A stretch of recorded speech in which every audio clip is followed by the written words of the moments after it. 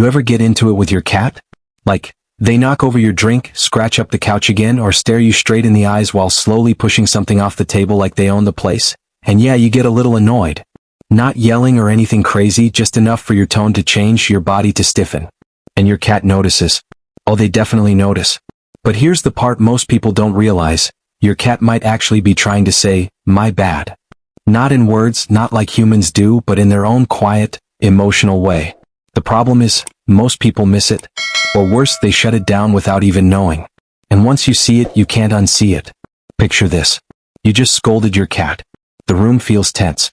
You look at them, they look at you, and then they slowly close their eyes. Real slow. Almost like they're saying, "Hey, I'm not a threat." Most people think it's just a cute habit. A sign of comfort. But right after conflict, it hits different. Inside your cat's brain, alarms are going off.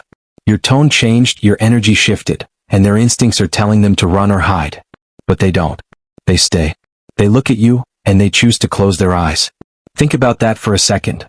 A small predator willingly making itself vulnerable in front of something it thinks might be dangerous. That's not random. That's trust.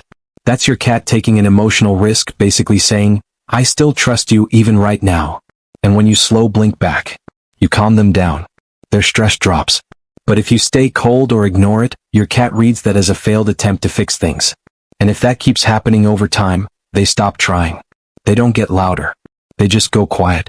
And that silence? That's not peace. That's distance. Now imagine you're sitting on the couch, still a little annoyed, and out of nowhere your cat walks up and just headbutts you, soft little bonk against your hand or your face. You probably laugh it off, right? But that's not random either. Cats have scent glands all over their face, and when they press against you like that, they're marking you. Not in a territorial way, but in a weird good kind of way. See, when you get upset, your scent actually changes. Stress kicks in, and to your cat, it feels like something is off between you. So what do? They come in close and rub their scent back onto you like they're resetting everything, like they're saying, "Nah, we're still us." It's their way of restoring the bond. And if you push them away in that moment, you're accidentally rejecting that effort. Then there's the one that almost nobody takes seriously. You're upset, a little distance has formed, and suddenly you find your cat's favorite toy sitting right next to you. On the couch. At your feet. Maybe even on your lap. And you're like, "Not now," and you toss it aside. But think about it, your cat walked over, picked up something that matters to them, something they love, and placed it near you. That's not playtime. That's an offering. In animal behavior, that's called a reconciliation gesture. They're giving you something valuable to repair the connection. It's like your cat is saying, "Here, this makes me feel better, maybe it'll make you feel better too." And without realizing it, most people just ignore it. And then comes the grooming. Your cat jumps on your lap and starts licking your hand, your fingers, maybe even your face. You laugh, maybe pull away, thinking it's just one of their weird habits. But when that happens right after tension, it's not random at all. Cats don't groom just anyone. In their world, grooming is reserved for those they trust, those they bond with. And especially after conflict, it's how they calm things down. It's how they reconnect. It actually lowers their stress.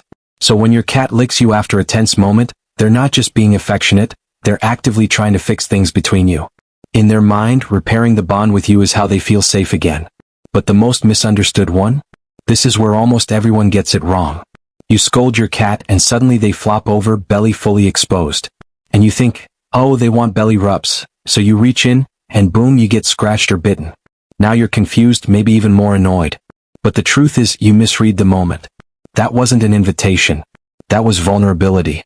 Your cat just exposed the most sensitive part of their body. In the wild, they would never do that unless they felt safe, or unless they were trying to de-escalate a situation. It's their way of saying, "I'm not a threat. I surrender." But when you touch their belly, you break that moment of trust. Because they weren't asking to be touched, they were asking to be forgiven. And then there's the one that feels almost human. After everything, your cat doesn't make a sound.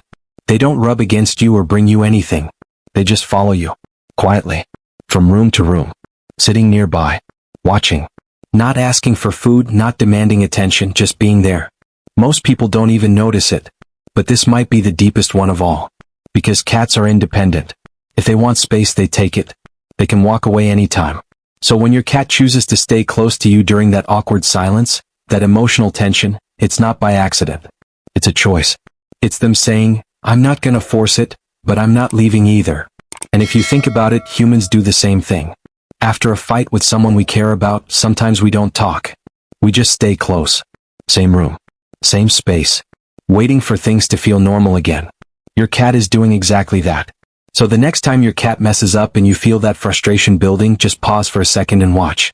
Because chances are they're already trying to fix it in the only way they know how. Not with words, not with explanations, but with quiet little actions that are easy to miss. And once you start noticing them, everything changes. Your bond gets stronger. Your cat feels safer. And those small moments? They start to mean a whole lot more than you ever thought.